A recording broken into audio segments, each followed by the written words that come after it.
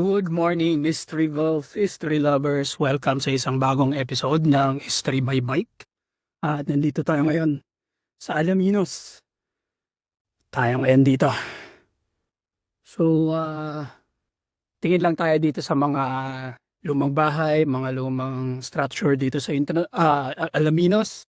And please don't forget to like and subscribe to my YouTube channel. This is History by Bike and we are exploring the town of Alaminos, Laguna.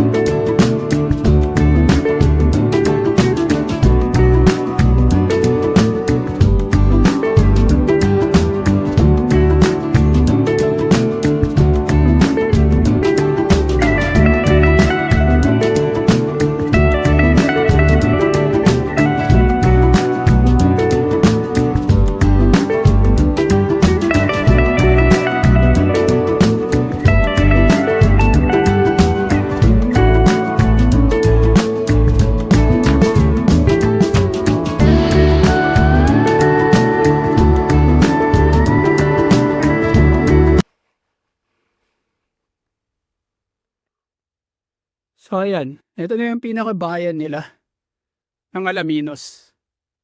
Maraming mga lumang bahay dito. Ayan o, sa kabila.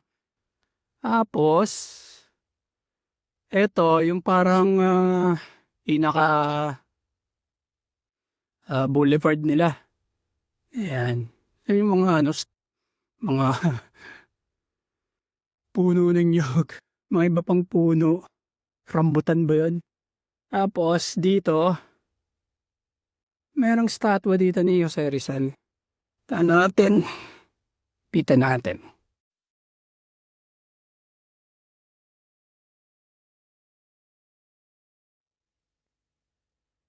Kasama siyang babae sa statwa na to. So, tingnan natin kung malaman natin kung ano yung nire-represent ng babae.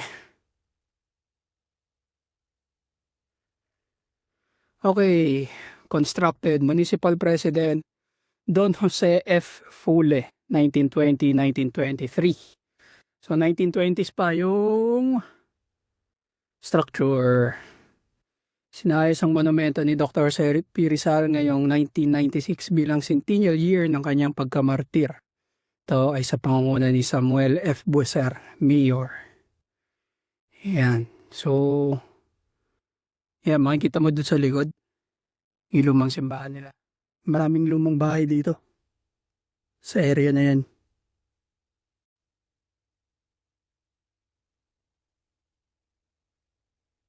So, hindi lang nag-iisa si Dr. Jose Rizal dito.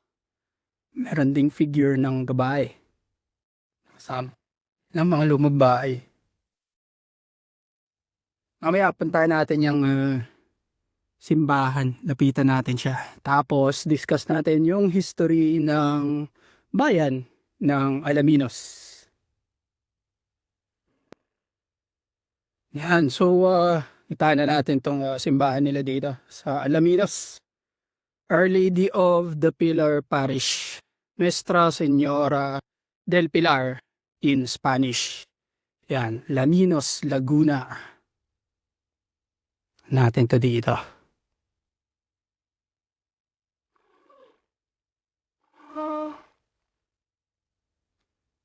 Park lang natin dito yung bike natin. Stop tayo dyan. Merong rebulto dito sa labas niya.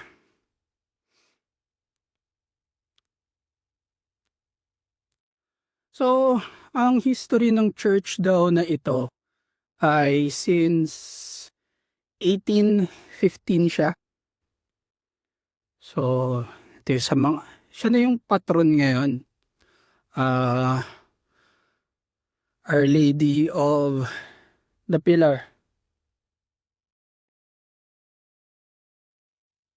Dito. Pero, ang original na patron dito ay si San Joaquin, which is yung tatay ni Virgin Mary. At makikita pa din daw yung image niya dito sa labas sa facade ng simbahan. Siguro ayun, yun mismo. Yan si San Joaquin. Siya yung tatay ni Virgin Mary. So ito yung belfry niya. So makita mo yung facade niya is yun yung makalumang facade. Pero yung loob niyan ay makabago na yan. Pero ni-retain nila to, yung itsura ng labas ng simbahan. Parang garden. So ang nakasulat ay Banal na Pamilya, Jesus, Maria, Jose. So Jesus, Joseph, and Mary. Pamilya. Tabihan ni church. Yan. So, may story nga pala regarding dun sa pagkakatagpo ng imahen ng Nuestra Señora del Pilar. Kasi siya daw ay natagpuan ng isang babae noon dito at natagpuan siya sa isang balon, sa isang well. So, dun na nagsimula yung devotion ng mga tao dito. Nung natagpuan yung image na yon sa balon na ayun parang keepsake siya nung pamilya. At nagkaroon ng mga deboto, mga nagpipilgrimage dun mismo sa bahay nakakuha. So, ang nangyari, parang merong arrangement na ginawa na yung simbahan mismo ay maihiram niya yung imahe na yan. So, nalalagak din siya dito sa simbahan na yan. At nagkaroon pa ng panahon na ninakaw yung imahe na yon. Mga 2013 daw, meron daw ditong isang van na tumambay. Di nila nun pinapansin. Tapos, bigla na lang, nawala yung imahen. Tapos, nakita na lang sa isang Facebook post na merong nagbebenta ng imahen na buti na lang ay napansin. At ayun, mga 2017, mga 4 na taon na simula nang nawala siya, naibalik siya dito. So, nagkaroon ng malaking celebration nung naibalik uli yung imahe ng patron nila dito mismo sa may Alaminos. Sa ngayon, parang nagkakaroon na rin siya ng sarili niyang devotion, parang Marian devotion dun sa image na to na nandito sa simbahan ng Alaminos, Laguna. Yan, lapitan natin yung pintuan ng simbahan. Meron nakasulat sa kanya mga date.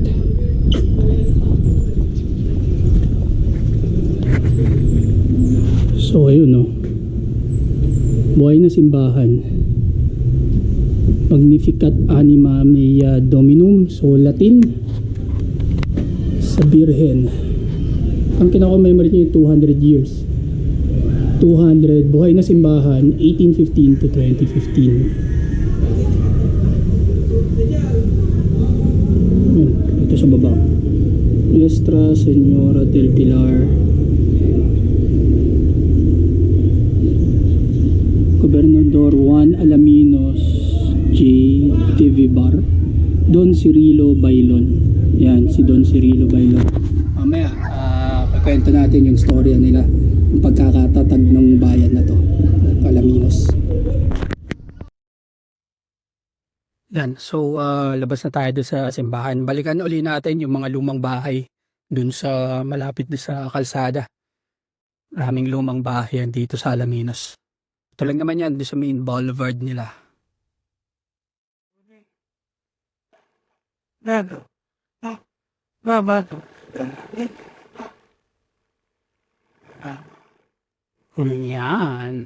Yung Boulevard ng Alaminos.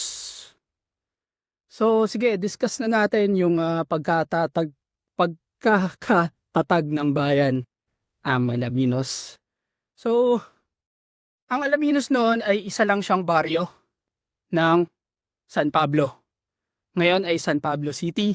Siya ay dati San Pablo del Monte. So, ang San Pablo del Monte nga pala noon, noong taong 1756, siya ay parte ng lalawigan ng Batangas. Ayan mo, lumang bahay. So, naging parte siya ng Batangas at isa lamang siyang baryo, no? Pero, noong 1873, yun nga, si Don Cirilo Bailon ay nakiusap siya sa Kapitan General nun ng Batangas, which is si ayun. So, balik tayo sa kwento. Nakiusap sila doon sa Captain General Juan de Alaminos Rivera na makiusap sila gawing bayan itong Alaminos. So, naging bayan siya. Mga 2 buwan lang yung lumipas simula nung iabot nila yung petition na yon sa Captain General. So, ito nga pala sa mga lumang bahay dito.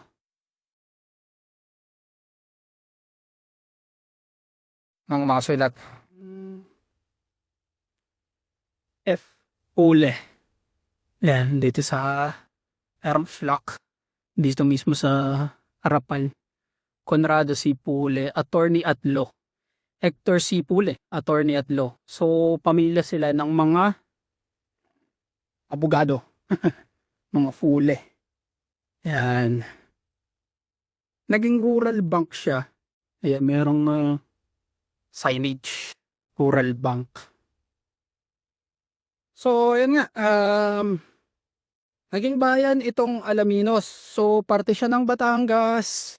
Pero, kung sa panahon na ng mga Amerikano, ay mga 1903,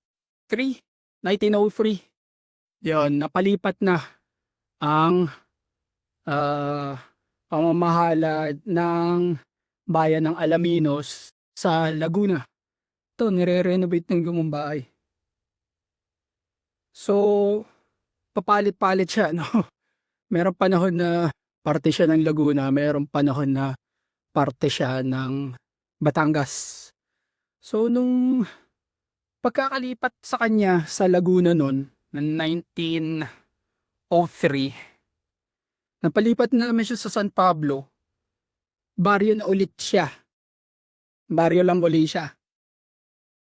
Ang nangyari, nagpetisyon na uli yung mga taong bayan dito sa Alaminos at gusto na uli nilang maging sariling bayan. Maging bayan yung designation ng Alaminos. Ayo.